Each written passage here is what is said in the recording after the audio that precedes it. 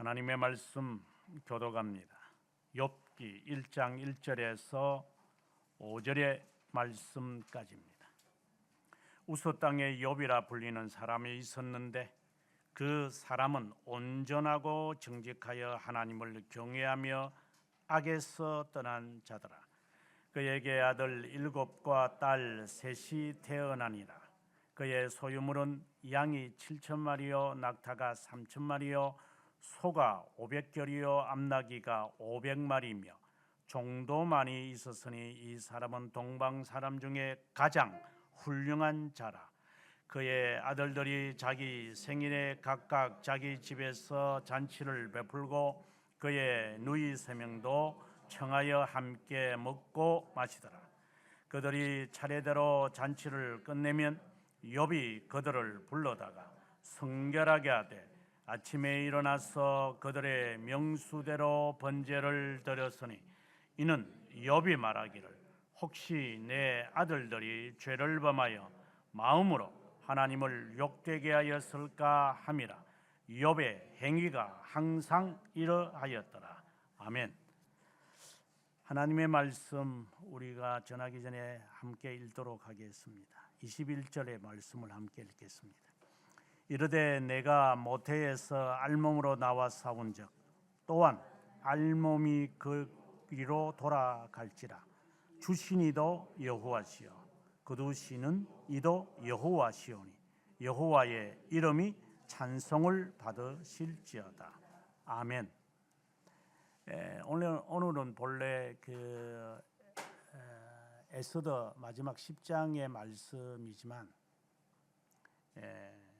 욥의 말씀이 더 중요해서 또 앞으로 6주 정도를 더 욥의 말씀을 하기 때문에 욥의 1장의 이 말씀이 욥을 이해하는 데 있어 매우 중요하기에 이 말씀을 택했습니다. 작년에 제가 욥기에 대한 전장을 새벽기도 때 해놓았습니다. 오늘의 말씀부터 시작을 해서 물론 다음 주에는 또 6장을 우리가 살피고 그 다음에는 13장을 살피고 이렇게 가겠지만 좀 더 자세하게 알려면 욥기의 새벽기도 설교를 꼭 참고하시기를 바랍니다. 저는 1장의 이 말씀을 읽으면서 오늘의 이 말씀이 마치 예수 그리스도에게 시험을 하기 위해 다가온 사탄,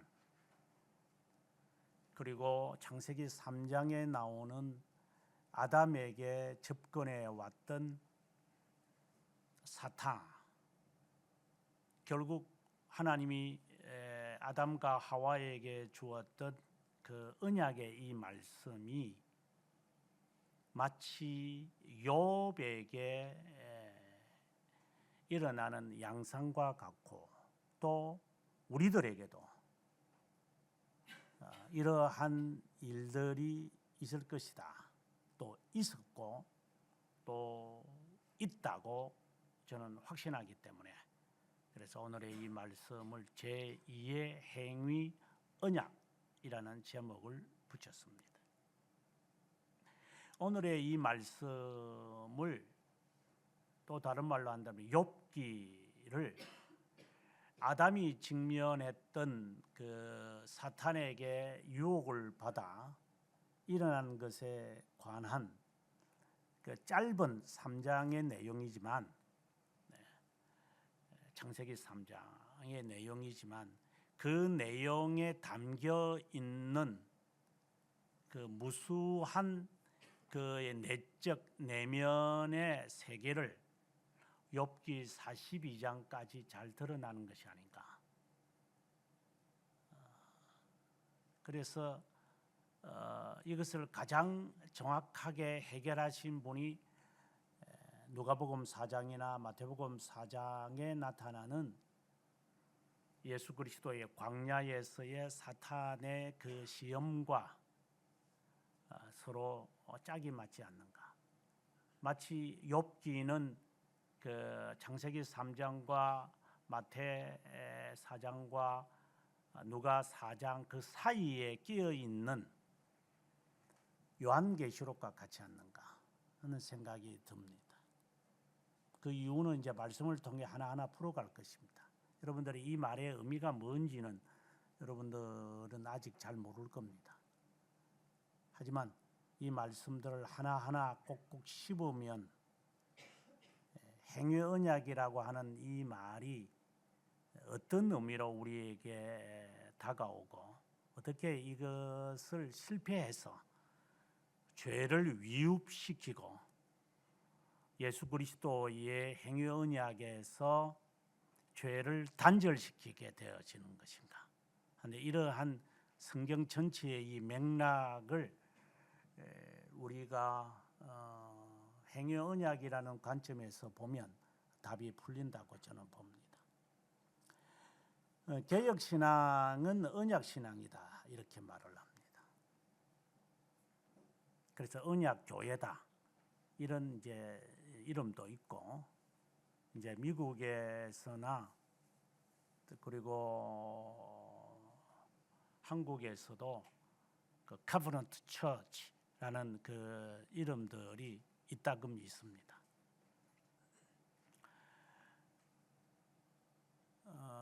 제가 미국에서 공부했던 처음 이제 미국에 가서 공부했던 학교 이름도 커버넌트 디알라지컬 세미너리입니다. 이제 우리말로 굳이 번역하면 언약 신학교라는 말입니다. 저는 그 학교를 다니면서 커버넌트라는 이 단어의 개념을 이제 희미하게 깨닫기 시작했습니다. 한국에서 언약 신앙에 대해서 그렇게 제가 못 배웠겠지만 알려주는 자는 거의 없었습니다. 그런데 그 카버넌트라고 하는 그 단어의 개념의 중요성은 책을 통해서 접했습니다. 그 책을 통해서 이제 이 언약이라는 이 관점이 성경 전체에 매우 중요하구나. 언약의 관점으로 성경을 해석을 해야 되는구나. 그래서 우리가 흔히 하는 말대로 아담의 언약, 모세의 언약, 노아의 언약, 모세의 언약, 다윗의 언약, 에스겔의 언약, 이래 가지고 언약을 이렇게 언급을 합니다. 언약 신앙에 대해서 글을 쓰신 분들이 미국에 두 분이 계십니다. 한 분은 제가 공부했던 트리니티에 계셨던 교수님이고 한 분은 제가 만나지를 못했습니다. 그리고 언약 신학이라고 하는 책이 이제 최근에 가끔씩 이렇게 등장하곤 합니다. 어떻게 썼든 무엇을 설명을 하든 그 말씀의 핵심은 다 틀린 것이 없습니다. 거의 같습니다. 개혁신앙을 언약신앙이라고 말할 때의 이 말은 우리가 흔히 이제 행위 언약이다, 은혜 언약이다 크게 둘로 나누고 설명을 하지만 별로 그거는 중요하지 않습니다. 행위 언약에서 말하는 것과 은혜 언약에서 말하는 것이 다르다라는 것도 중요하지 않습니다. 같은 거기 때문입니다. 언약은 하나의 언약밖에 없습니다. 그것을 우리는 이제 학자들이 언약이라는 말에 행위와 은혜라는 단어를 붙였을 뿐입니다. 성경에는 없습니다. 성경에는 그저 언약이라는 말과 그 다음에 옛 언약과 새 언약이라는 말만 있을 뿐입니다.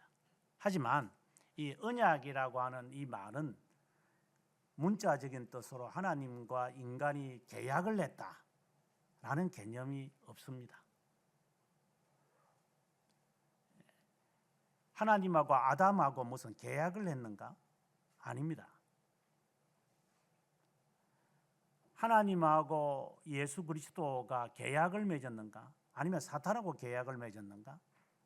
그리고리오 1세는 사탄과 예수님이 계약을 맺었다, 이렇게 뚱딴지 같은 소리를 했습니다마는, 언약은 상반간에 계약을 하신 것이 문자적인 뜻이지만, 하나님께서 우리와 언약을 맺으실 때, 계약이라는 말로 바꿔도 됩니다마는, 하나님과 인간이 상반간에 약속을 하지 않습니다. 이건 일방적입니다.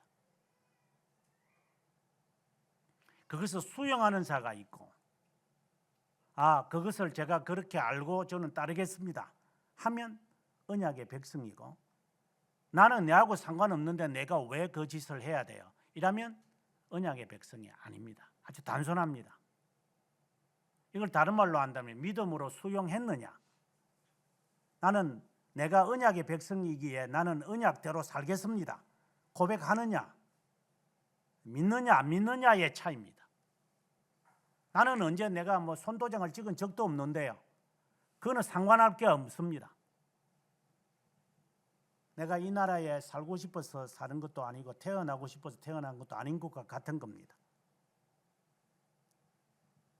쌍방간의 계약이 아니라 일방적입니다. 오늘 오전에 공부를 했지만 우리는 영혼에서 하나님께서 우리를 선택하셨습니다. 이건 일방적입니다. 그리스도와 언약을 맺었습니다. 이미 하나님 신격에서의 언약이 이미 있습니다. 그 사들이 시간에서 이제 어떻게 언약의 백성으로 살아가느냐를 말하는 겁니다.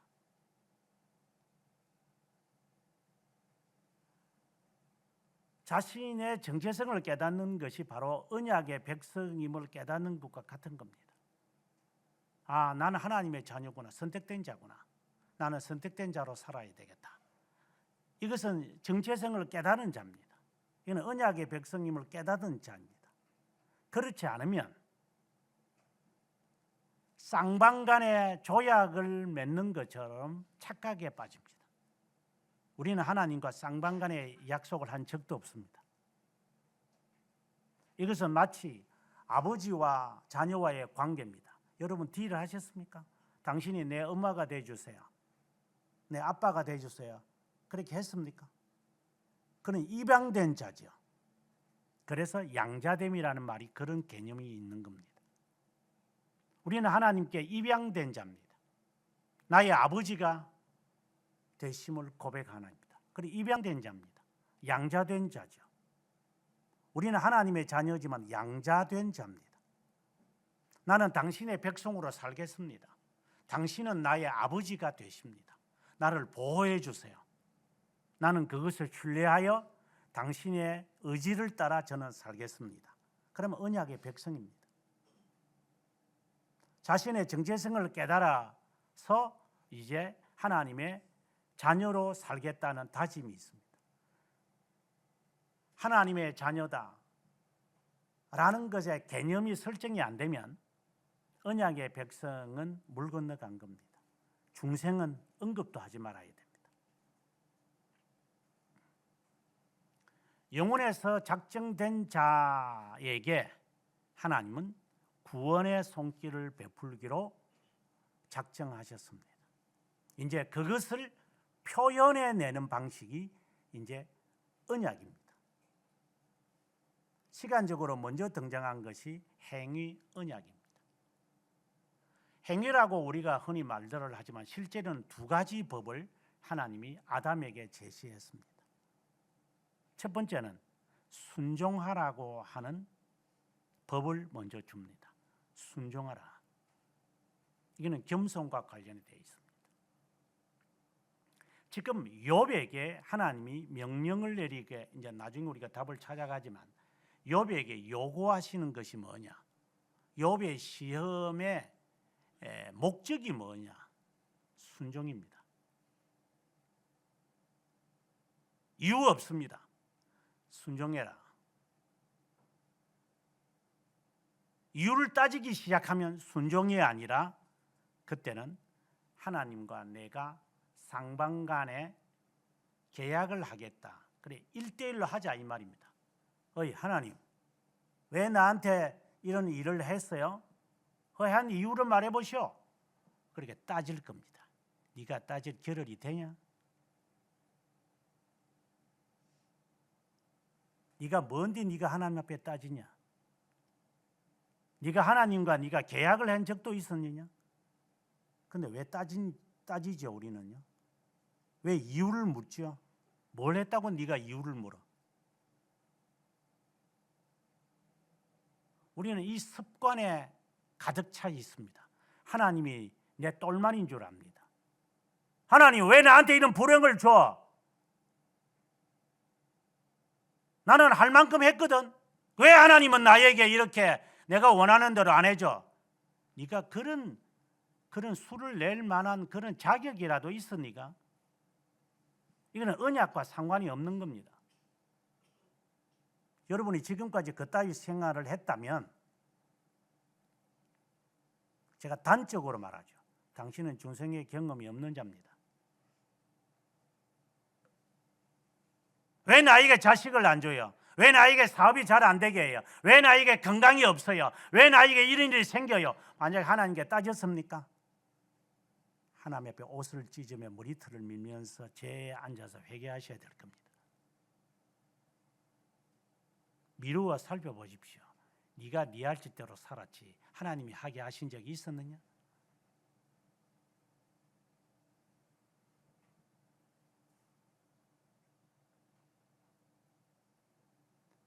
우리는 더 흔히들 이렇게 합니다. 뭐 부모에 대해서 관심이 많습니다. 뭐죠? 효녀 낳았다.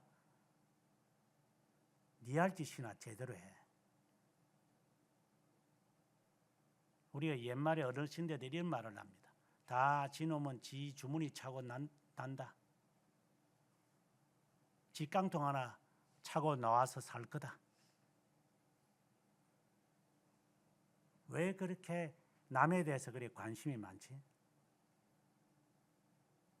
그게 판단으로 나오고 심판으로 나오는 게 아니에요. 부모를 효녀하는 것처럼 보이다 나중에는 엄마 아빠는 이래가지고 이런 거잖아. 왜 그렇게 해가지고 그렇게 또 하고 있어.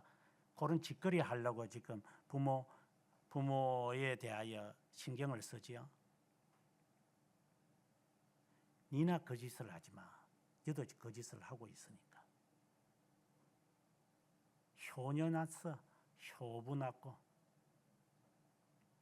그 거짓 때문에 아직도 깨닫지 못하니까 부모 걱정할 거 있으면 너나 걱정해. 자식 걱정할 거 있으면 니나 걱정하고.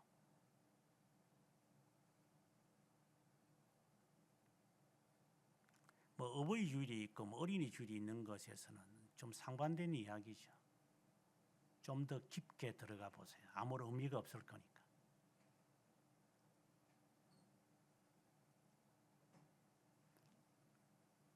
언약의 백성은 하나님과 1대1의 딜을 한 것이 아닙니다. 하나님은 우리에게 언약의 백성임을 가정하고 뭐 하나님이 그렇게 하신 것은 아니지만 우리 각자에게 하나님은 순종을 요구합니다. 이 심정의 색입니다. 순종입니다. 어떤 경우에도 지금 나중에 살피지만 욥에게 하나님은 어떤 경우에도 너는 나에게 로열티가 있어야 된다.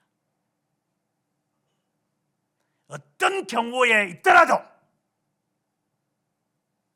하나님을 욕하지 마라. 로열티입니다.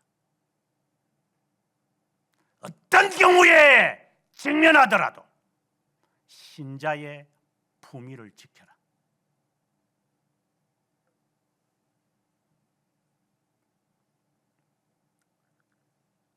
과거에 그 제임스 1세의 어머니였던 이제 메리 스튜어트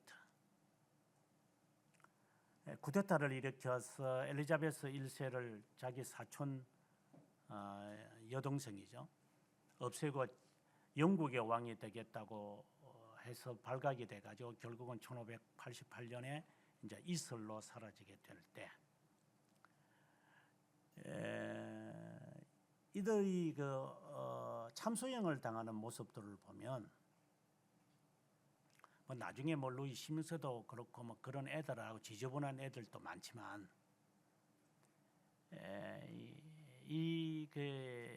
메리 스튜어트가 그 참수형을 당할 때 사람들은 다 놀랐습니다.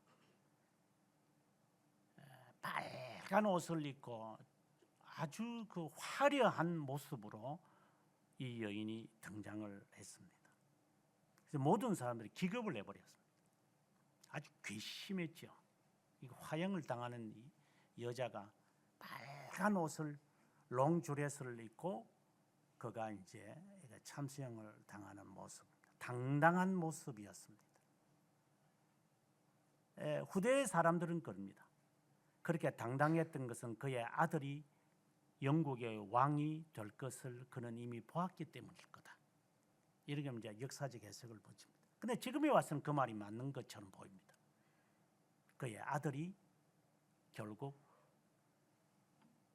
15년 후에 왕으로 등극하기 때문입니다. 이건 놀라운 사건입니다. 역사 속에. 정말 우리가 하나님 앞에서 죽음을 앞둔 그 여인이 그렇게 당당할 수 있는 것처럼 우리가 하나님께서 나에게 너는 언약의 백성이다. 너는 내 백성이다. 나는 너의 하나님이다. 내가 너를 지키다. 나는 너의 남편이다. 라고 하는 이 언약의 표현들이죠. 이런 표현들인데 내 백성이다. 내 아내다. 이제 이런 말들은 이제 언약의 표현에 잘 드러나는 관계적 이야기입니다. 그것을 신뢰하면서 그분이 가라고 멈추고 침묵하고 말하고 라는 것에 과연 할 수 있을까? 우리 스스로에게 질문을 던져보아야 됩니다. 뭐 중생에 대한 말이 아주 좀 거세게 들리면 너는 언약의 백성은 맞냐? 이렇게 물어도 상관이 없습니다. 다른 말로 너는 충성을 행하고 있냐? 하나님께. 충성을 맹세했냐? 지금 하는 짓거리를 한번 보십시오. 우리 자신들을. 뭐 충성을 했다 안 했다 그거는 뭐 속의 개인적인 문제라면 너는 충성을 얼만큼 하고 있어?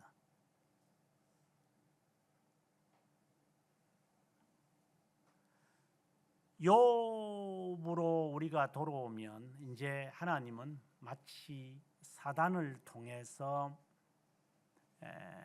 아담을 유혹하게 하신 것처럼 보입니다. 하나님께서 그냥 방관하셨다는 것으로 보이니까 그래서 허락이라는 단어를 우리가 붙이곤 하는데 방관하는 것처럼 보입니다. 그런데 그 아담은 하나님에게 욥과는 다르게 실패합니다. 하나님의 명령에 순종을 그는 거부합니다. 사탄의 말에 그는 귀를 기울였고 사탄의 말에 따라 하나님이 우리에게 허락하셨던 하지 말라라는 것을 이유를 갖다 대고 그는 해버립니다. 이거는 원죄를 유입시키는 겁니다. 모든 것은 이제 여기에서부터 발생합니다. 그래서 우리 스스로를 보면 됩니다. 너는 하나님의 명령에 너는 불순종을 하여 사탄의 편에 서 있는 것은 아니냐.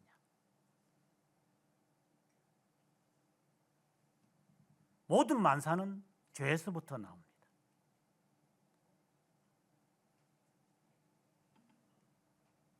여러분 스스로가 한번 바라보십시오.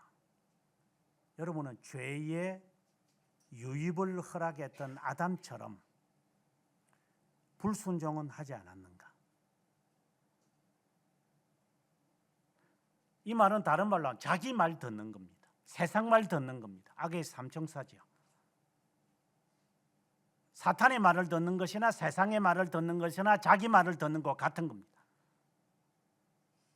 하나님은 우리 각자에게 계속해서 행위의 언약과 같은 룰을 제시할 겁니다. 이 사탄에게 붙어 놀아날래? 아니면은 나에게 충성할래?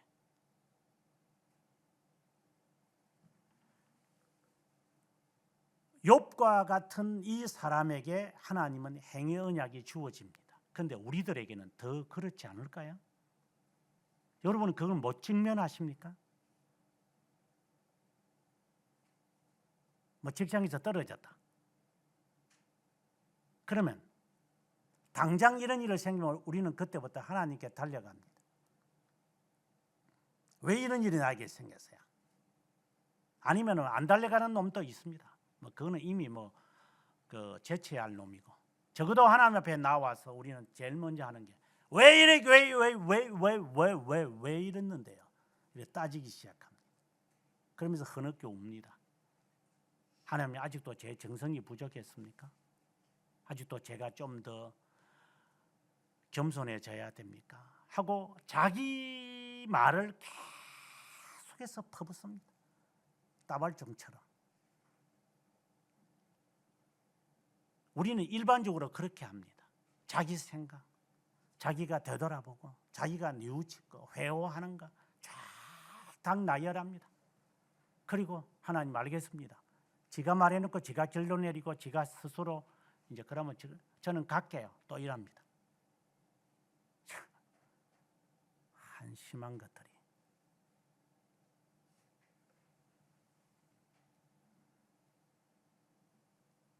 욥은 행위언약과 같은 일이 발생했을 때 사탄을 통하여 시험이 이제 오는 거죠. 근데 너무 잔인합니다. 공포스럽습니다. 끔찍합니다. 그는 하나님의 우리처럼 이제 이유를 물으려고 했던 겁니다. 점차 그는 이후에서부터 하나님을 신뢰하는 대로 마음이 바뀌어집니다. 이게 목적이었습니다. 쉽게 말하면 너가 이 정도도 되었는데도 너는 이 길을 포기하지 않을래? 라는 겁니다.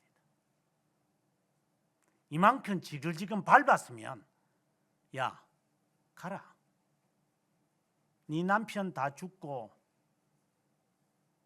그리고 시아버지 죽고 했으면, 그리고 내가 결혼을 잘못했구나 싶은 생각이 들면 포기해라. 네 자녀가 네 말을 듣냐? 네 재산이 제대로 남아있냐? 너는 병이 없냐? 이 정도 되면 저 예수 믿지 마라.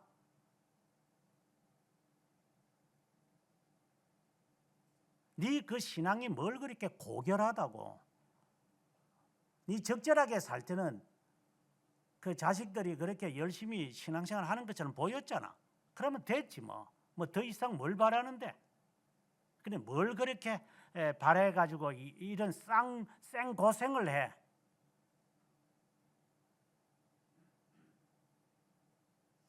뭐 지렁이도 밟으면 뭐 꿈틀거린다는데. 그래 사락을 그렇게 발악을 하냐. 사실상 이러한 경우에 지금 욥은 직면한 겁니다. 이 정도로 지글지글 밟으면 저 죽는다고 해라 임마. 하나님을 부인하든가. 이 정도 배가 망신당하면 좀 정신 차리고 하나님 부인하며 살아. 교회는 왜 다니는데? 잘 되려고 다니는 거잖아. 잘 풀리려고 다니는 거잖아. 그런데 일이 풀리는 것이 없으니 이제 그만해라. 이제는 지옥 가도 우리는 할 말이 있어.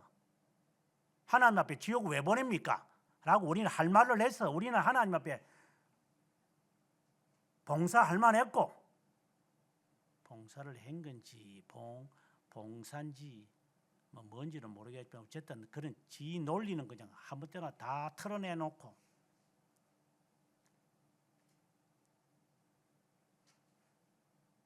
그리고 신앙 있는 채 신앙을 가진 채 신앙을 생활을 한 것처럼 우리는 흉내냅니다. 가증스럽죠.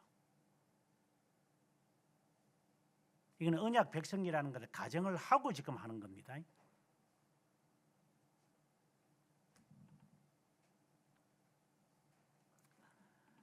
욥이 이 정도의 일을 당했으면 정말 불평할 만합니다. 자기 마누라가 그랬으니까. 하나님을 저주하고 죽어라 그냥. 야, 내가 지금까지 봤는데 이거 하나님 없어. 죽어 그냥. 네가 안 죽으면 내라도 너를 죽여야 되겠어 하고 떠난 거잖아요. 너 죽어봐 이제. 우리는 이 정도까지 가면요, 우리는 못 삽니다. 우리 여기서 살아남을 인간은 한 놈도 없습니다. 여러분 살아남을 것 같습니까? 먹이주고 재워주고 입혀주고 건강하고 자식 새끼 잘 되고 부모 새끼 잘 되니까 그 살아남아 있지. 한번 자녀 한번 하나님께서 거두어 가봐. 여러분 여기에 생존할 것 같아요? 신앙 지킬 것 같아요? 안 당해봤지? 지 새끼 잘 되니까 하나님 앞에 바리새파처럼 기도는 하겠지. 주둥이가 나와서 불평을 못할 거 없어서 우리가 안 하는 겁니까? 우리는 손가락에 가시 하나 끼어도 당장 하나님 부인할 놈입니다. 쉽게 말해 봅시다. 피곤하면 교회당 오고 싶어요? 기분 나쁘면 교회 오고 싶어요? 예배는 그냥 뭔 놈이 할 게 있어요. 내 몸이 이렇게 어스러지는데 당장 우리는 그따위 짓 합니다. 뭐 지근지근 밟히는 건 둘째야. 한번 밟혀봐. 택도 없는 소리를 하는 거죠. 우리는 욥과 같은, 나중에 살피겠지만 욥과 같은 이 사람이 이 정도의 시련을 당하면 부인을 해도 하나님의 심판대 앞에 가서 이유를 내세워도 할 만하지만 우리는 이유도 없어. 기도를 안 해야 되고 헌신을 안 해야 될 이유가 없다고. 우리는 이미 행위 언약에서 마이너스를 받은 사람이에요. 뭐 성적은 둘째치고 마이너스다. 꼬라지다, 그 꼬라지다 이 말입니다. 그래서 하나님 앞에 기도하십시오. 하나님이 지옥 가게 하심도 감사합니다.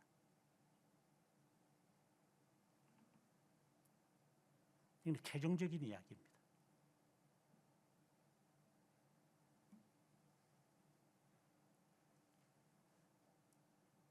두 가지의 법을 행위 언약을 맺을 때 주었다.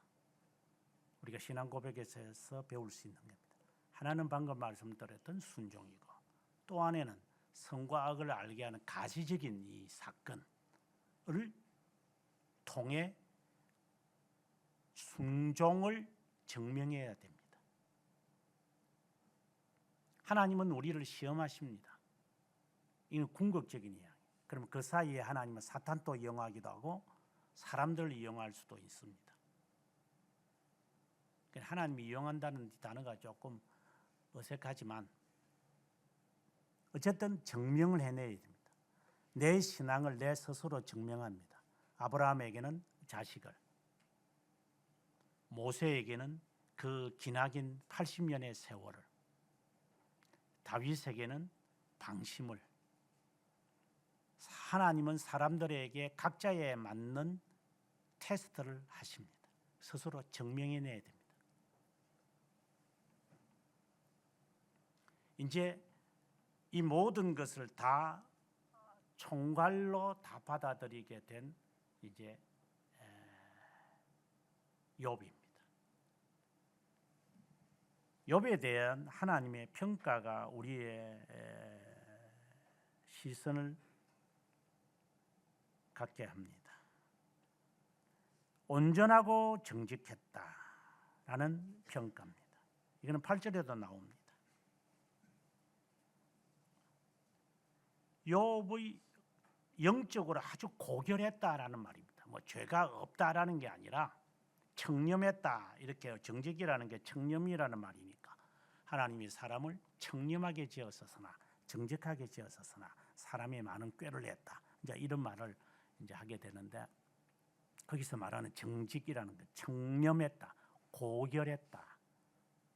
이것은 영적으로 정말 하나님 앞에 바로 살려고 부단히 노력한, 때를 입지 않으려고 그렇게 노력하는 자였다라는 것이 평판이 먼저 주어집니다. 그것은 그의 생활에서 알 수 있습니다. 아이들을 불러다가 예배를 드리고, 여기에 보면은 5절에 보면은 하나님을 욕되게 하였을까? 항상 이러했다라는 것이 그의 정직과 그리고 온전한 것을 잘 반영하는 모습입니다. 나중에 이게 이제 엘리바스와 이제 그의 친구들 빌닷과 소발에게 이게 신란의 내용이 됩니다. 네 그렇게 네 자식을 위해서 그렇게 하더니만 네 꼬라지 봐, 네 자식 다 죽었지? 아이고 신앙도 어지간히 고결하다 그래. 그래 잘났다 그래. 신앙생활 그렇게 잘하더만 그래 자식 어디 갔어? 참 뼈아픈 이야기를 합니다. 친구도 그따위 친구들이 있습니다. 아주 못된 놈들입니다. 지옥 갈 놈들이죠. 불난데 부채질한다고 그러고 불난데 기름 붓는 놈들이 있습니다. 그것도 친구랍니다.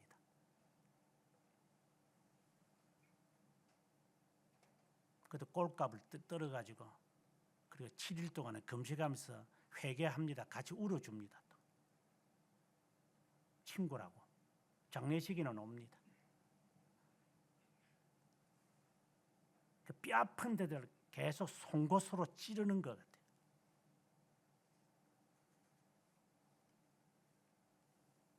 그래 신앙생활 잘했으니 네 잘되는 거 보려고 했거든. 근데 지금 사는 게 요 모양이네.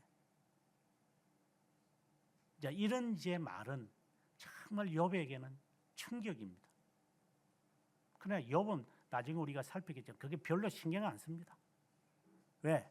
오늘 우리가 함께 읽었던 것처럼 주신 자도 하나님이고 취하시는 분도 하나님이신데 하는 이런 신앙이 이미 갖추어져 있는 사람이니까 친구들이 송곳을 찌를 때 아파서 말을 하지 그 자체에 대하여 그가 그렇게 그 친구들에 대해서 저주를 내리고 이렇게 하지는 않습니다.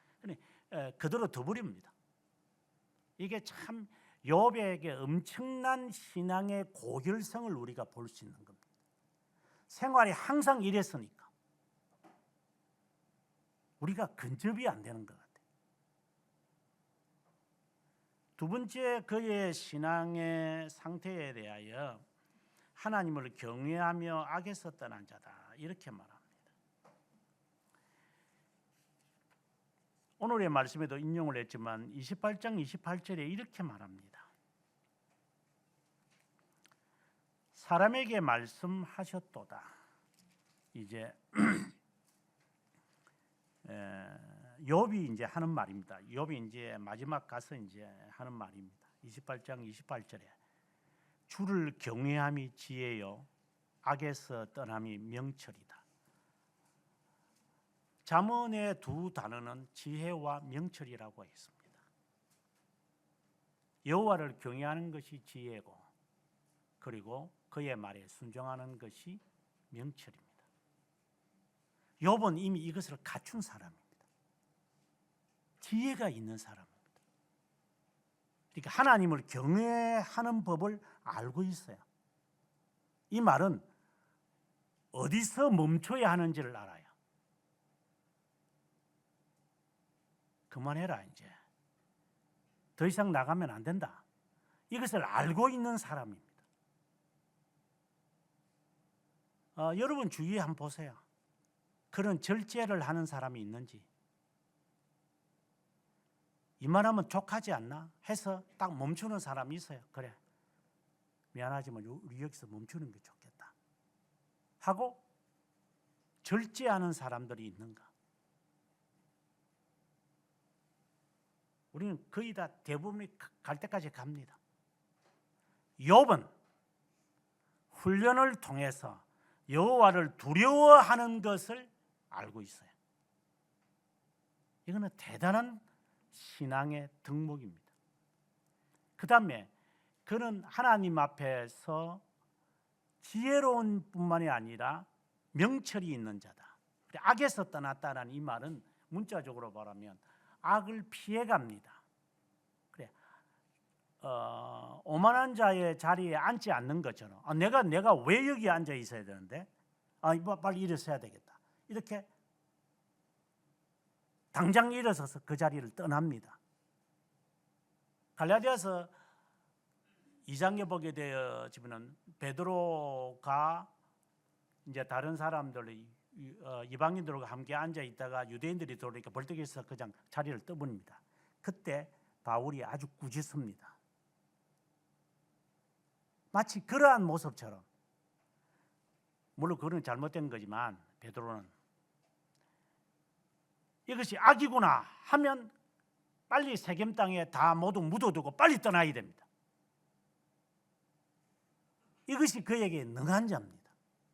판단이 정확하다 이 말입니다. 욥은 판단력이 정확해요. 그러니까 이 정도로 하나님으로부터 평가를 듣는 사람입니다. 이게 보통 인물이 아닌 것 같아요. 그래서 나중에 우리가 그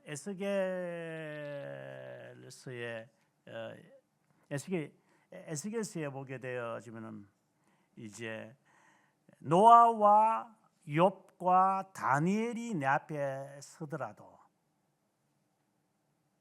너희들 내가 용서하지 않을 것이다.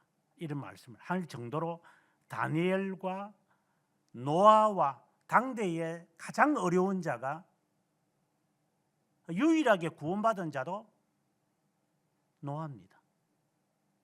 족장 시대에 유일하게 하나님에게 흠이 없는 사람, 우리말에는 온전하다 했지만 흠이 없는 거거든요. 죄 없는다는 말이 아니라 흠이 없고 정말 하나님을 두려워하면서 정말 지혜롭게 언제든지 자기를 포기할 수 있는 이런 그 당대의 사람이 있어도 내가 구원하지 않을 거다. 이 말은 네가 아무리 욥처럼 그렇게 훌륭하다 하더라도 위대한 사람이 그 사람이 기도하더라도 버린 자는 버린다.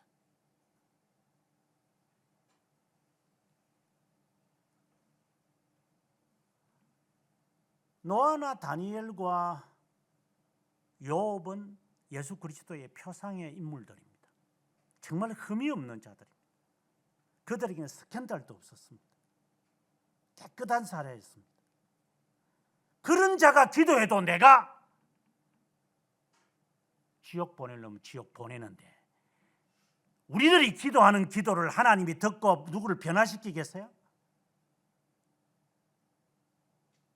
꼴값을 뜨는 거죠. 우리가 하나님이 내 기도 들어야 할 이유가 없잖아요. 우리는 순종밖에 없어요. 그냥 하라는 거라도 제대로 해라. 못하는 것까지 하려고 덤벙대거나 서두르지 말고.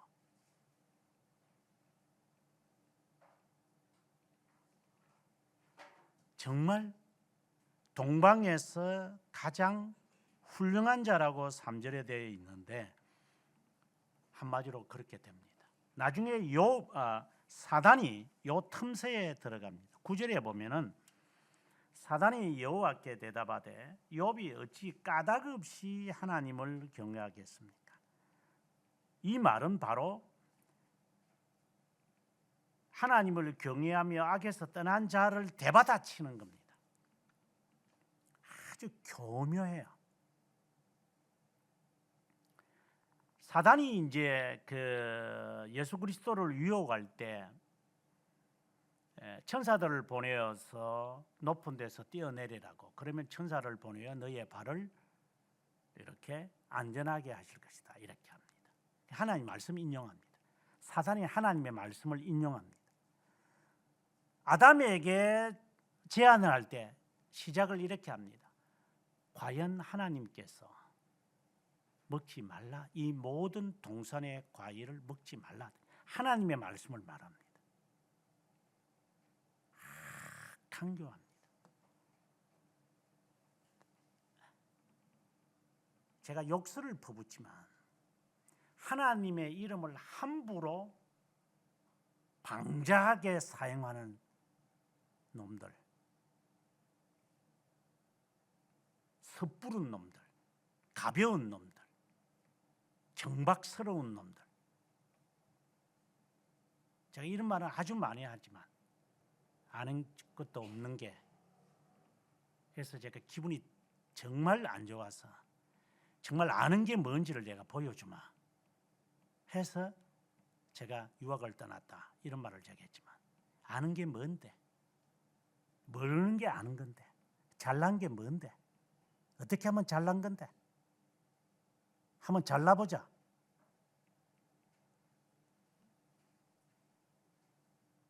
우리는 이게 잘나고 아는 게, 가진 게 그렇게 자랑스럽습니다.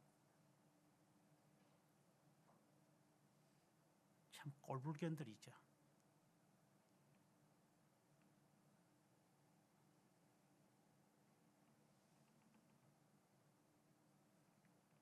사단은 하나님의 말씀을 그대로 인용을 합니다. 하나님, 까닭없이 하나님을 경외하겠습니까? 여기서 까닭없이라는 말은 그가 뭔가가 이익을 위해서, 이제 영어에서 for 표현을 하면은 for nothing, 아무런 이유도 없는데, 근거도 없는데 하나님을 그렇게 헌신하겠습니까? 뭐가 있겠죠. 이게 사탄의 멍텅구리입니다. 우리는 이런 이유를 따집니다. 그래서 저렇게 하지 않았겠어. 뭔 놈이 이유가 있어? 이 대가리에 그거밖에 없어요. 이것들은 사탄이죠. 이유를 따지는 것. 저래서 이랬겠지 라고 하는 이 이유를 머릿속에 딱 이렇게 붙이고 다녀요. 얼굴에 무슨 화인을 받았나? 오늘 오전에 공부하면서 제가 그랬지만, 이유를 묻는 것이 잘못된 것이다. 하나님에게는 이유를 따지지 마. 하나님이 이유다. 하나님은 우리에게 이유를 물을 수 있어요. 그러나 우리는 하나님의 이유를 묻는 게 아니라 우리는 목적을 물을 뿐이다. 여러분의 신분과 위치를 정확하게 파악하고 사세요. 함부로 대들지 말고 그냥 하세요. 순종, 목적을 수행하세요. 하나님이 우리를 택하신 목적이 뭐지? 그 목적을 실행하세요. 그냥. 왜 하나님 저보고 이런 일까지 겪게 하십니까? 따지지 마. 하나님에게는. 더 나아가서 하나님이 그렇게 이유를 말해도 알아듣겠습니까?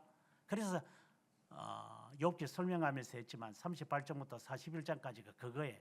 그래, 이유를 네가 묻는데, 그렇게 오늘 우리 오전에 공부할지도 그랬지. 이 두 놈들한테 목사님 말 알아듣겠냐? 한국말인데 못 알아듣잖아요. 알아듣기는 뭘 알아듣겠어요? 앞으로 30년 정도 지나야 정신 차리겠죠.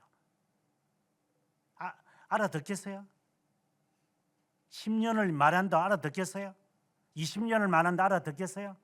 30년을 말한다 알아듣겠어요? 여러분은 그 나이 지금 됐는데 알아듣고 있어요?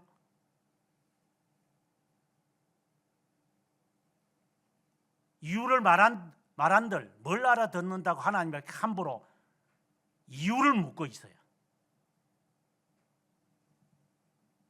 그리고 하나님 앞에 우리는 또 핑계를 댑니다. 이 이유를 묻고 이유를 따지고 이유 때문에 우리는 살아갑니다.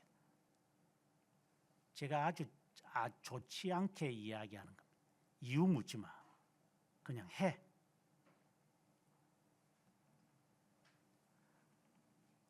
사단은 하나님에게 이유를 묻는 겁니다. 악에서 떠났다고요? 하나님을 경외한다고요? 하나님이 그 울타리를 다 쳐주니까 그랬겠죠. 그가 말했던 이유입니다. 하나님이 그렇게 하셨잖아요. 10절에 가서 그렇게 말합니다. 주님이 그렇게 복되게 하니까 복받은 거잖아요. 이건 정말 맞는 말입니다. 시편 설교를 제가 하면서 지난주에 다윗의 그 생애에서 하나님이 적들을 막아주셨다 했어요. 하나님이 막게 하시거든요. 그리고 울타리를 막잖아요. 하나님이. 사탄이 많은 것은 하나님의 말을 해요. 하나님의 말을 안 하지는 않아요. 그걸 여러분들이 어떻게 판단할래요?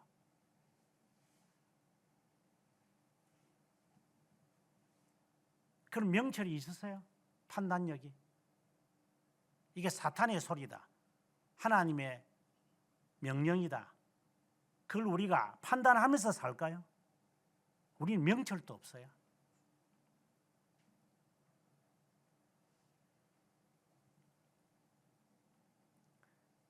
마치 11절에 하나님께 제안하는 것 같아요. 틀림없이 주님을 향하여 욕할 겁니다. 왜요? 5절에 보면은 욥은 혹시나 내 자녀들이 마음으로, 그러니까 양심으로도 하나님을 불평할까 봐 하나님을 저주라는 말, 이게 욕이라는 게 저주요. 저주. 그래서 친구를 향하여 나가라 하는 자는 용서받지 못할 것이다. 나가라는 말이 욕이거든요. 저주를 퍼붓는 거죠. 저주를 퍼부으면 하나님께서 용서하지 않으실 거니까 욕설을 하는 거죠. 그래서 우리 자녀들이 하나님을 향하여 욕하지 않도록 우리가 이렇게 말할 수 있죠. 내가 잘못할 때 네가 나이가 욕하는 것은 상관없어. 내가 잘못했으니까 욕하지. 하나님을 욕하면 안 돼. 이게 욥의 심정이에요. 내가 잘못하고 네하고 나하고 사이 안 좋은 것은 나는 내가 잘못할 수도 있고 뭐 너도 잘못이 있겠지만 이거는 너와 나와의 문제. 이걸 왜 하나님과 관련을 지어? 그는 하나님을 욕하는 거야. 저주하는 거야. 우리가 흔히들 그러잖아요. 목사가 사이 나쁘면 교회도 옮겨버려요. 이건 하나님을 저주하는 거예요. 거짓된 교회가 판명이 되기 전에는 움직이면 안 된다고 제가 수차례 말을 하고 있어요.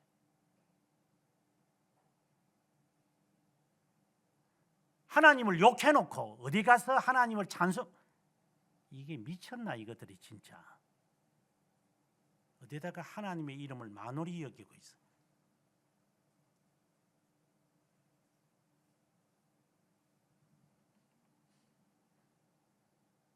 그게 사기꾼이죠.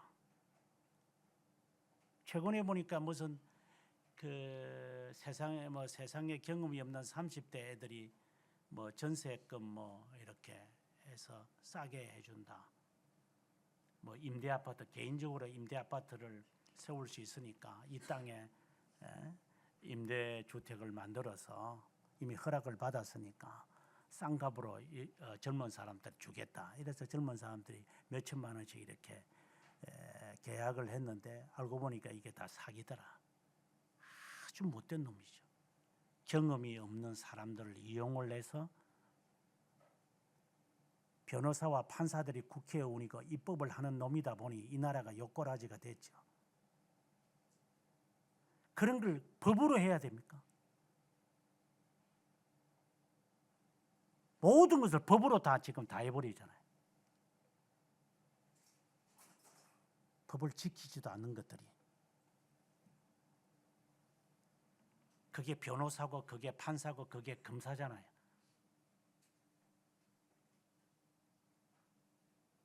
그러니 그 법 때문에 망해요. 이 나라는. 법을 지키지도 않는 놈들이 법을 악용하게끔 만들고, 법을 잘 모르니까 일반인들은, 그런 사람들이 법을 만들어야 되는데 법을 아는 놈들이 법을 만들었으니 법을 모르는 사람들이 법에 저촉을 받아서 억울한 일을 당하는 이 못된 놈들, 이 사기꾼들, 저주를 받아서 지옥에 반드시 가야 되겠지만, 젊은 사람들이 돈을 횡령하는 놈들, 그래 어디다가 썼겠어요? 이거는 지 새끼한테 죽겠어요? 노름하다가 탕진했겠어요? 그는 추잡한 놈들이 세상에 살죠. 법을 이용하는 놈들이죠.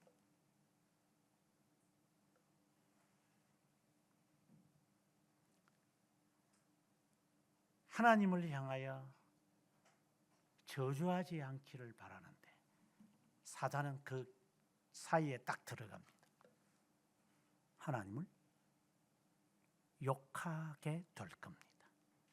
하나님의 말씀을 인용을 하는 겁니다. 물론 하나님은 아시죠.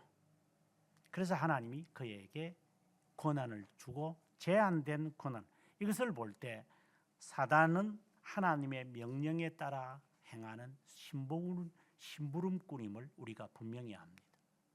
그의 몸에는 손대지 마라.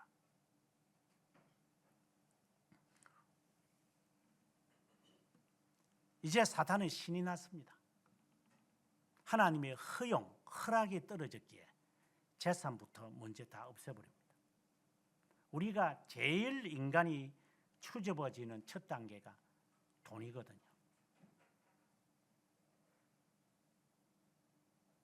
그래서 두 주인을 섬기지 못한다고 주님 말씀했어요. 여러분이 만약에 한 달에 한 1,000만 원 받아보십시오. 여러분 어떨 것 같아요? 이 자리에 앉아 있을 놈이 한 놈도 있을 것 같습니까?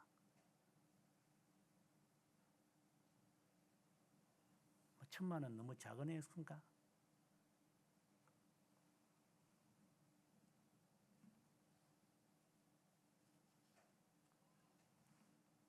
천만 원 정도 벌려면 돈 아주 바쁩니다. 직장생활 하는 놈들이.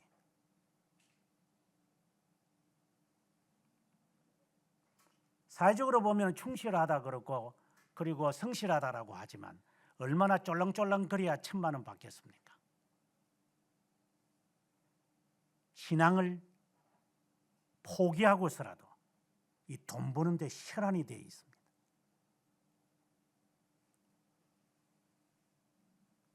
재산부터 하나님이 하나도 남김없이 다 뺏어버립니다. 참 잔인합니다.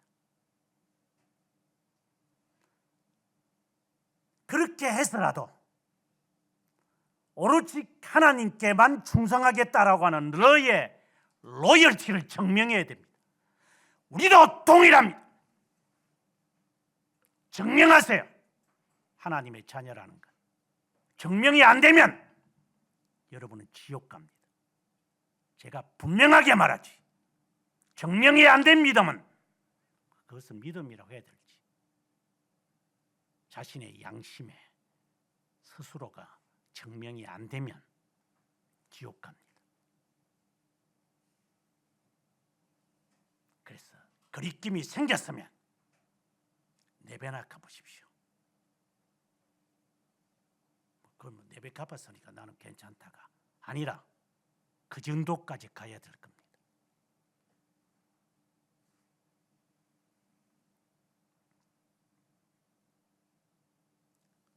(13절에) 가보면은 이제 욥이 하나님을 욕되게 하지 않게 하려고 자녀들을 위해 매일인지 명수대로 번제를 드렸다고 했는데 그 아이들이 서로 모여서 가족끼리 마시고 즐거움을 지내는데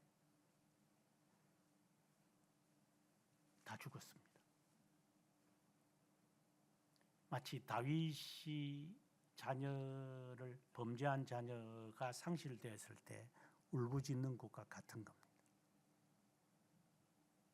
하나님은 에스겔에게 네 아내가 죽은 것에 대하여 장례식을 치르지 말라고 했습니다. 울지 말라. 참 잔인한 이야기입니다.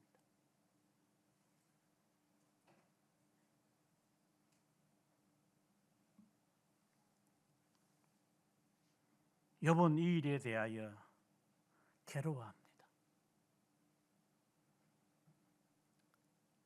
너무 슬프기 때문입니다. 하나님이 주신 자녀인 줄 알고 키웠고 그들을 위하여 정말 애써 수고하고 정말 노력했는데 하나님은 다 죽여버렸습니다.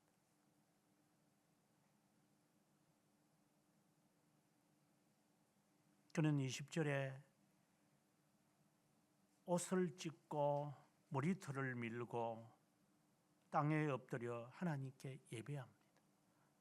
이것은 또 잔인한 것에 대하여 너무 경건합니다.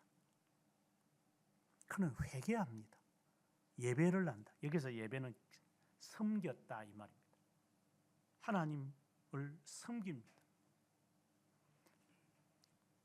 아마 이 자세는 이제 나중에 이제 증명이 되지만 하나님에게 이유를 찾고자 했던 것 같아요. 그래서 이 머리털을 밀었다, 옷을 찢었다는 것은 이 회개의 상징적인 표현들입니다.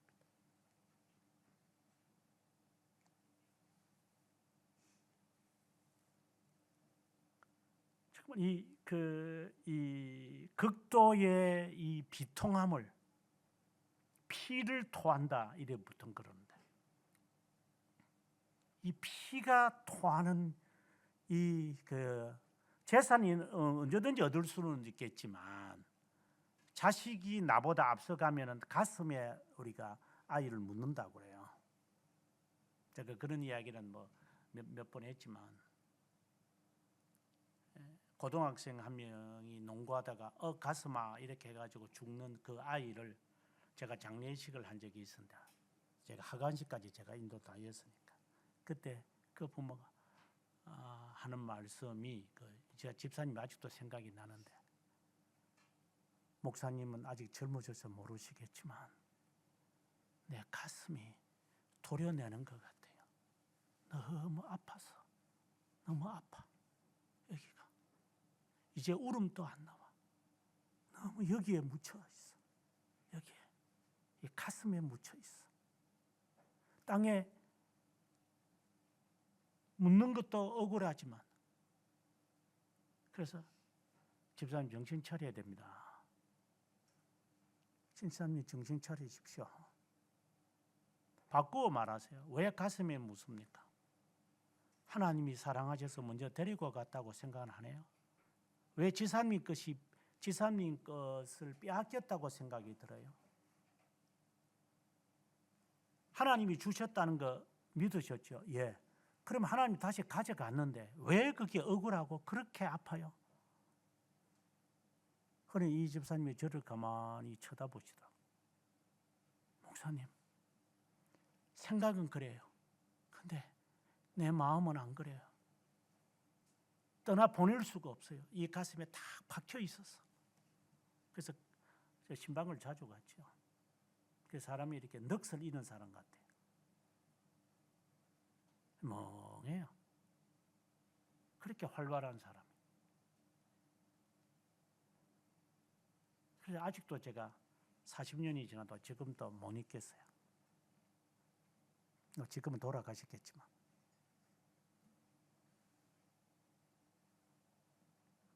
가슴에 묻는 것.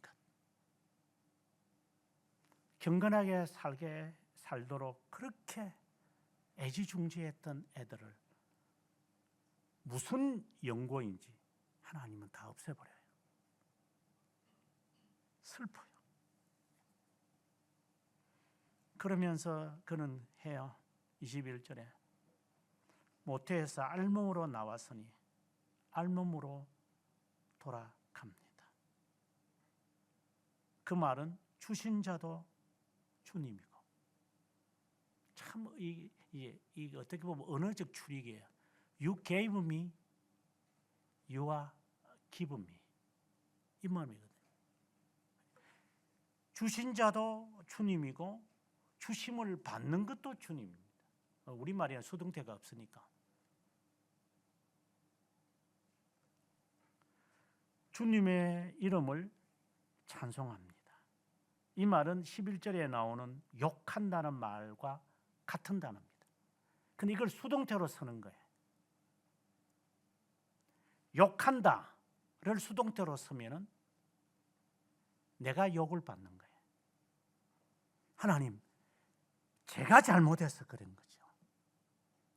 저를 저주해야죠. 합니다, 하나님. 자녀 죽은 것을 것에 대하여 하나님께 이유를 물어서 저주하는 게 아니라 저에게 저주합니다. 그래서 그는 하나님 앞에 예배를 드리는 거예요. 우리하고 질 자체가 다르죠.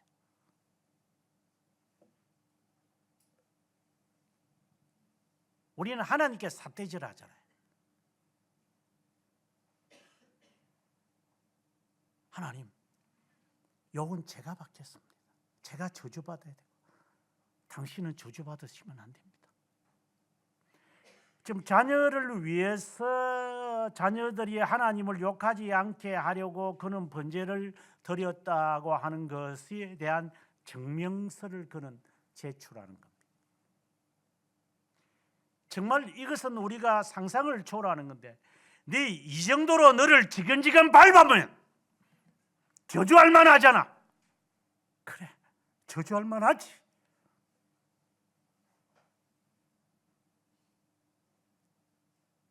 사형 선고가 내려지면 저주할 만하지. 하나님을. 근데 다윗은 욥은 하나님을 저주하지 않아요. 찬송을 해요. 같은 단어라 그랬죠. 하나님이 나에게 욕을 당하시지 않으면 찬송을 받으시는 거잖아요. 정말 이런 그냥 하는 이야기지만 정말 이런 테크닉이 우리에게 있을까? 예를 들어서 기리스탄들이 그 일본의 기독교인들을 기리스탄이라 그랬죠. 그때 이제 그 16세기, 17세기에 이제 그때 이제 그 예수회들이 이제 와서 복음을 전도할 때, 그리스도인들이 예수를 믿으면서 저것들은 뭐 어떤 일을 해도 저거는 예수 믿는 사람, 얼마 전에 이제 그런 영화도 나왔지만 이게 뜨거운 그 한 7, 80도 되는 뜨거운 물인가 8, 90도 되는 뜨거운 물을 이렇게 부으면서 막 몸에 불 살이 익어져 가는데도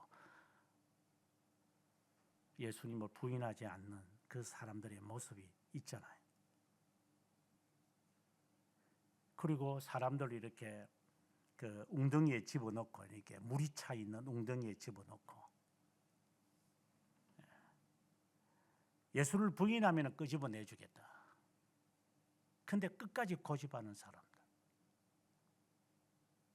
해안에 사람들을 이렇게 몰아놓고 이제 민물이 차면 물에 잠기고 이제 쓸물이 되면 물에서 조금 나오는데 파도가 치니까 계속 민물을 밀려오는데 거기에 나무에 매달아서 딱 넣어놨는데 물이 차면서 서서히 저온증이 생기면서 물이 차면서 사람이 익사로 죽는 그 장면.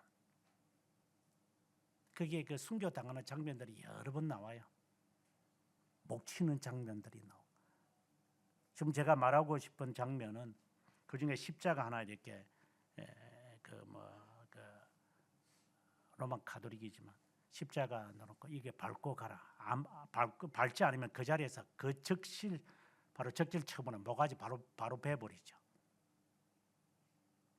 근데 어떤 사람들은 발을 밟고 가고 어떤 사람들은 그걸 안고 저는 주님을 밟지 못해요. 그 밟는 거 안 밟는 게 뭘 그렇게 차이입니까?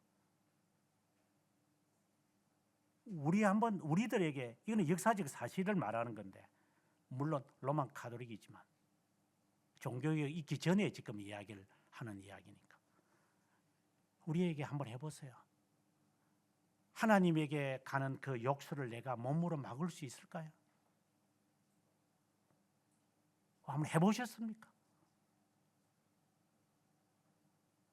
내 자존심 상하는 것은 그렇게 대수고 하나님의 이름에 먹칠을 당하는 거라 아무렇지도 않아. 이것들은 잔인한 놈들이죠. 지 체면은 그렇게 중요하고 하나님의 체면은 전혀 중요하지 않는 것. 우리가 그런 현 주소에 살아요. 그래 지옥 가야죠. 우리는 지옥도 못 갈 거야 아마. 만원이 돼가지고. 그럼 우리 어디 가야 돼요? 지옥도 아마 토해버릴 것 같아. 이 더러운 새끼야. 이거 더러운 새끼야. 너도 인간으로 살았냐?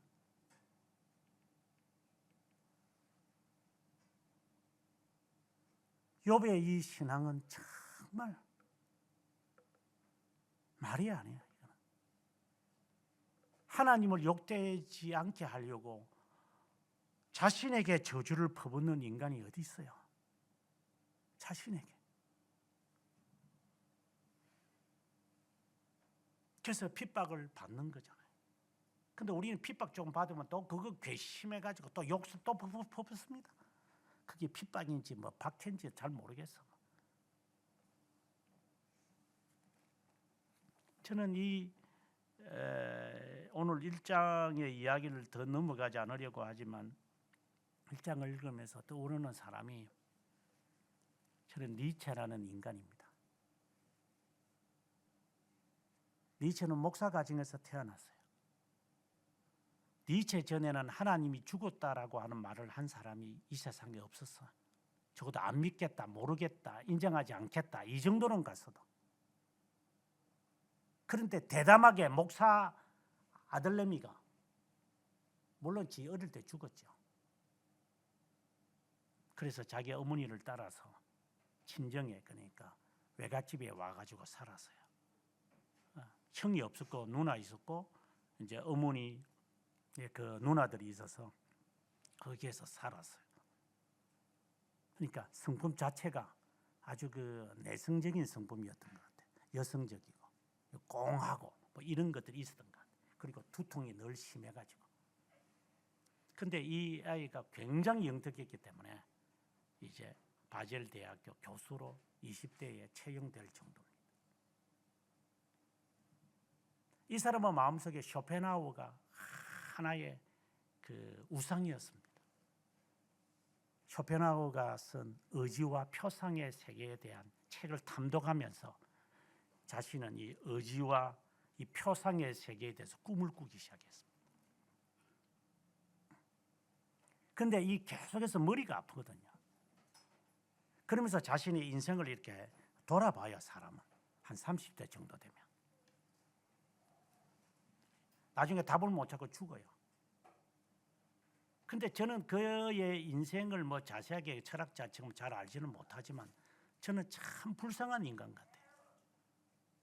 그는 태어날 때부터 경건한 부모로부터 그는 자라서 성장을 했어요. 그가 본 기독교 어땠을까?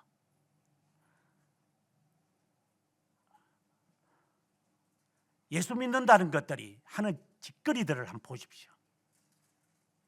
아마 지금 니체가 부활해서 왔다면 아마 이런 말을 하겠죠. 신은 죽었다고. 내가 뭘 하더냐고. 저는 충분히 할 수 있는 이 시대라고 저는 봐요. 왜? 너희들이 섬기고 있는 그 하나님, 교회당에 가서 하나님을 향하여 기도하는 그 하나님, 너희들이 만들어내는 그 하나님, 돈 달라고 그러고 복 달라고 그러고 잘되게 해달라고 하는 그 하나님 없어. 죽었어. 나는 동일하게 말하고 싶어요. 여러분들이 지금까지 섬겨왔던 하나님은 죽었어. 없어. 없는 하나님을 향하여 기도하고 있어. 왜? 그 그따위 신앙으로 섬기는 하나님은 없다 이 말이고, 그따위로 섬기는 그 하나님을 죽었다 이 말이야. 그러나 불쌍한 것은 그들이 잘못된 신앙이라는 사실을 그는 몰랐다는 사실이에요. 그렇게 엉터리 신앙을 하고 있는 자들이 유기된 자라는 사실을 몰랐어요. 그것이 그의 치명적인 죄악이에요. 물론 지옥 같겠지만 잘못하는 놈들만 받겠지, 잘못하는 교회만 받겠지, 잘못하는 신앙생활을 하는 놈들만 받겠지. 그래서 불평이 나왔고 지 몸도 그따위고, 거기에서 꼽히는 것은 불만에서 불평이 아니라 더 나아가서 신은 없네, 잘못된 신앙이라는 것을 찾지를 못했어요. 저는 여러분에게 묻고 싶어요. 여러분이 부모가 여러분에게 준 신앙은 제대로 된 신앙입니까? 바른 신앙이면 요따위로 신앙생활을 해요?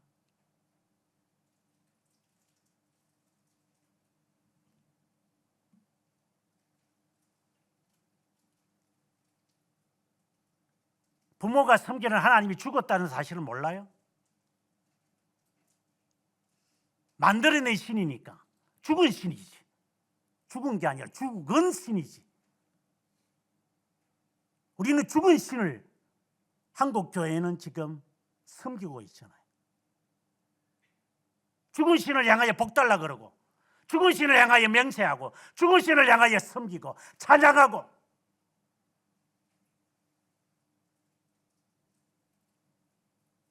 우리는 어떤 하나님을 믿고 있는 거죠? 잘못 신앙생활을 하는 놈들이 우리에게는 위로가 됩니까? 그래서 이 교회를 여러분들 흘러 들어왔는지 모르지만, 그러면 제대로 신앙생활을 합니까? 또 그 버르장머리는 없습니까? 우리들에게는. 그래서 일이 잘 안 풀립니까? 그래서 개지랄을 하는 겁니까? 개지랄을 하는 놈들 많이 보셨잖아요. 이 교회 신앙생활을 하면서.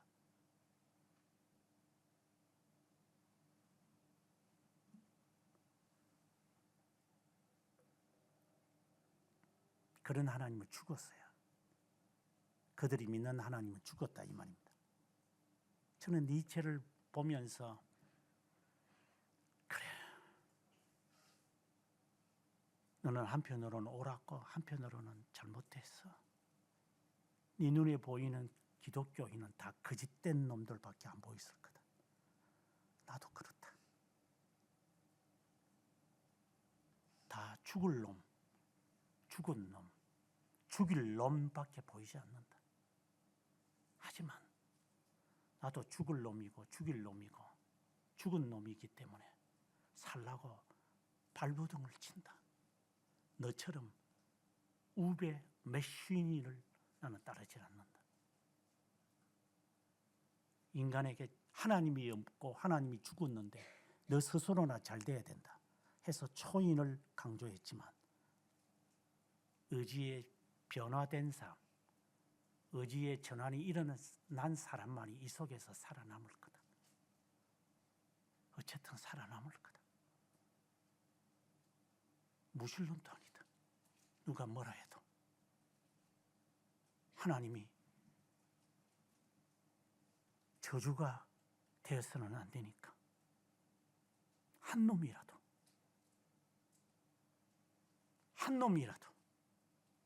주님께서 사탄에게 제안하시기를, 너는 루서 땅에 사는 욥을 보았느냐? 그만큼 온전하고 정직하여 하나님을 경외하고 그리고 악에서 떠난 자를 아느냐? 내가 그런 자가 아니라면 우리는 지옥 갑니다. 쉽게 말해 택도 없다 임마. 택도 없는 소리 하지 마라 임마. 지옥 가라.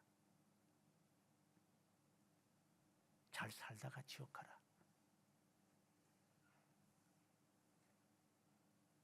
끝으로 욥은 욥기를 쓴 사람의 이 글을 읽다 보면 우리의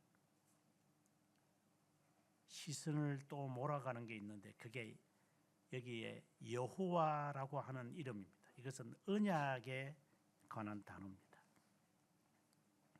21절에 그가 말하기를 주신 이도 야훼이고 거두시는 이도 야훼이고 야훼의 이름이 찬송을 받아야 됩니다. 이 말이 너무 아름답습니다. 이게 언약의 하나님입니다. 하나님, 저는 종입니다. 언약의 백성입니다. 나의 주인을 욕되게 했으면 안 됩니다. 언약의 백성이기 때문에 나는 이래 살아갑니다. 환경 때문에 살아가지는 않습니다. 이게 욥이 갖고 있는 신앙의 면모를 잘 말해주는 것 같아요. 앞서 말씀드렸지만 까닭 없이 하나님을 경외, for nothing, 무슨 이유가 있지 않겠어요? 우리는 그 이유에 대하여 자랑하고 싶어요. 이래서 하나님이 나에게 복 줬어. 이래서 하나님이 나를 잘되게 했어. 이래서 하나님은 나를 복을 줄 거야.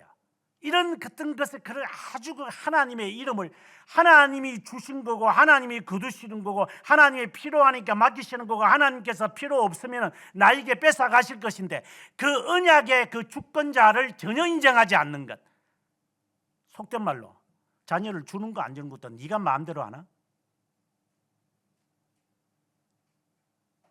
내가 나이가 많으니까 하나님께서 아들을 안 주는 것 같아요. 그것도 네가 정하나? 내가 나이가 많으니까 하나님께서 나의 아들을 거두시는 것 같아요. 다 지가 주인이야.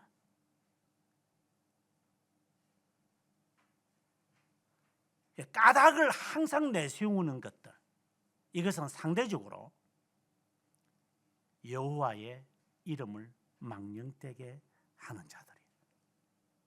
욥은 까닭을 묻는 것이 아니라 야훼 하나님께서 주시고 거두시는 것. 그분의 성호는 존경받아야 한다.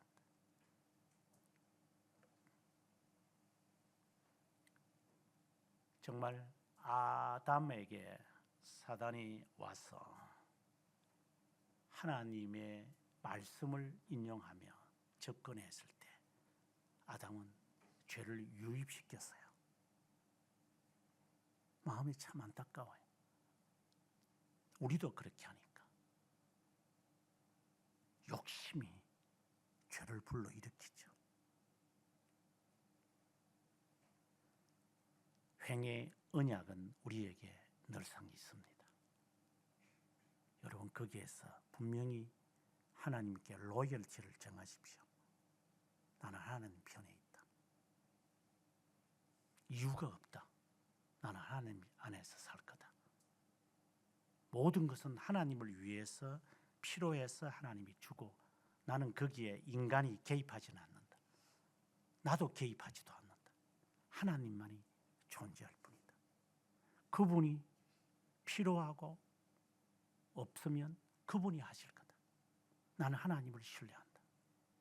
이 신앙이 욥에게 증명이 되어야만 했어요.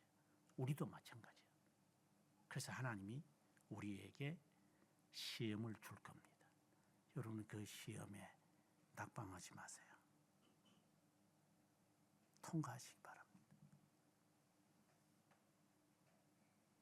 하나님이 다 아삭하는 한이 있어도 우리가 다음에는 질병을 보겠지만 하나님이 나를 만신창이가 되어도 하나님을 찬양해야 합니다. 저는 어릴 때 이것을 저는 배웠다고 했습니다. 그렇다고 지금 안 그렇다는 게 아니라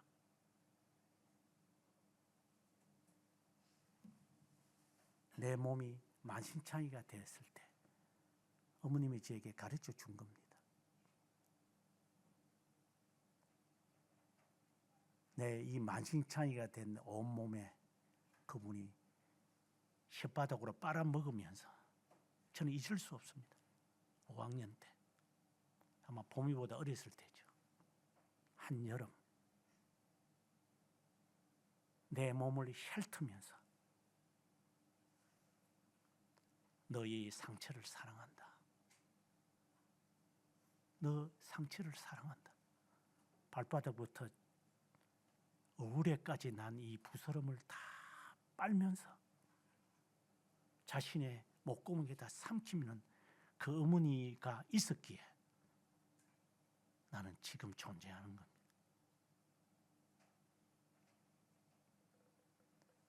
여러분이 그런 엄마를 두지 않았다면 여러분이 되시기 바랍니다. 그런 사람을 주위에 있다면 제게 알려주십시오. 저는 지금까지 만나보지 못했습니다.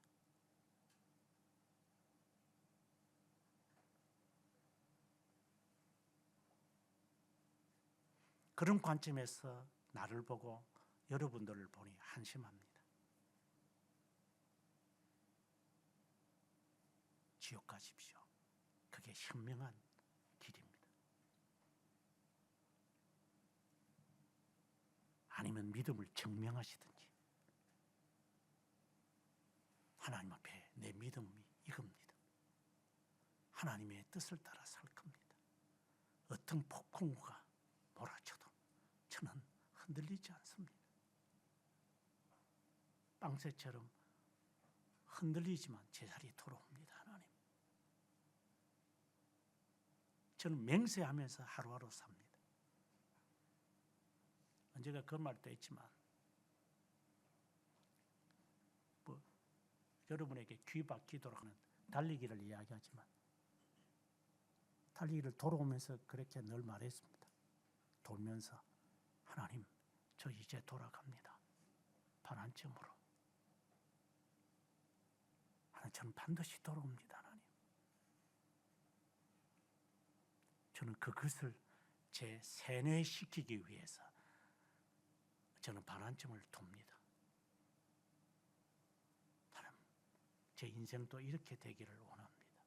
어제도 어제는 달리기가 참 좋았지만 어제는 바람이 많이 불었어요. 어제 그 중랑천에 이렇게 파도가 일더라고. 바람이 얼마나 세게 부는지.